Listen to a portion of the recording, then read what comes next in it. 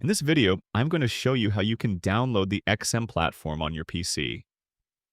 First, sign into your XM account through your web browser.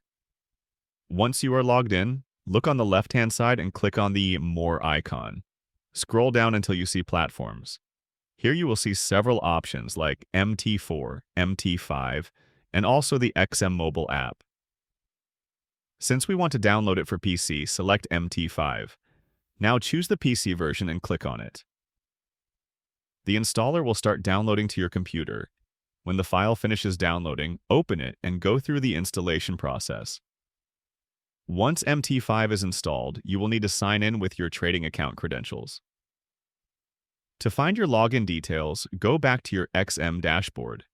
Click on your trading account at the top, then click Manage and choose Account Information.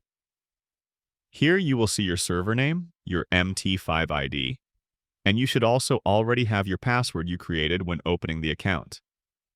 These are the details you will enter into MT5 to log in successfully. Make sure you select the correct server when signing in, otherwise the login will not work. Once everything is entered correctly, you will be connected and ready to trade on MT5 with your XM account. That is how you download and set up XM on your PC. If you found this helpful, consider subscribing for more tutorials.